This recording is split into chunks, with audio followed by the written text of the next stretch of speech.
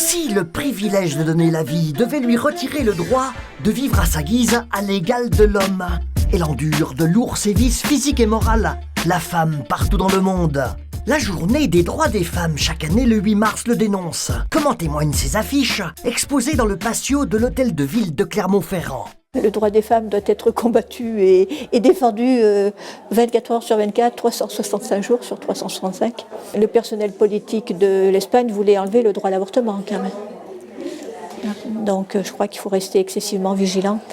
Le droit des femmes, c'est un combat permanent.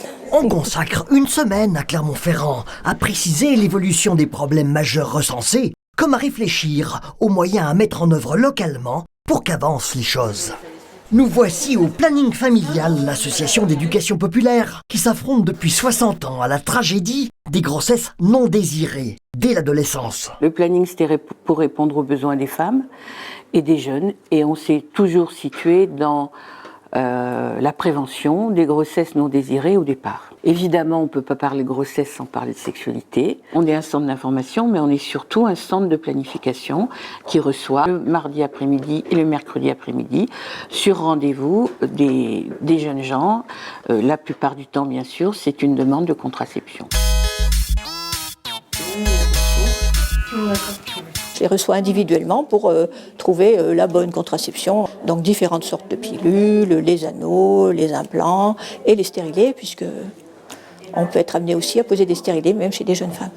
Il y a une loi qui a été passée il y a un petit moment. Pour les mineurs, il n'y a plus besoin du tout du consentement des parents. Les jeunes filles aussi peuvent aller de façon anonyme chez les médecins chercher une contraception.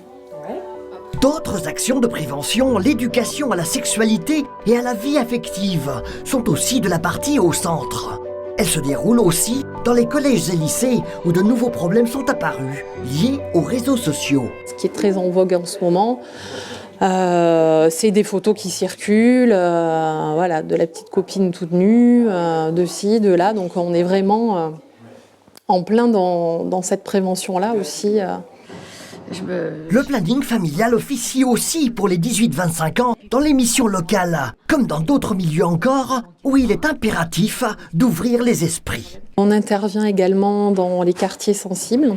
Le public visé, c'est ouvert à tout le monde, mais c'est spécifiquement les femmes, parler de la parentalité, de l'éducation. On travaille également dans le champ du handicap, donc auprès de jeunes qui sont dans des instituts spécialisés, dans des IME, dans des ITEP, et du public plus adulte qui, eux, sont des résidents dans des foyers. Donc ils travaillent en ESAT la journée, et le soir, on intervient, on fait des séances sous forme de groupes de parole, justement pour évoquer avec eux la sexualité, répondre à leurs questions. Et une autre action aussi qu'on mène depuis 4-5 ans maintenant. Alors là, c'est en lien avec la prévention qu'on fait dans le cadre des violences faites aux femmes. On s'adresse aux hommes auteurs de violences en milieu carcéral. Donc on mène des groupes de parole au centre de détention. Il reste beaucoup à faire pour l'épanouissement des deux sexes, tant il est vrai que lorsque la femme souffre en silence, l'homme se retrouve toujours en couple dans une bien triste intimité.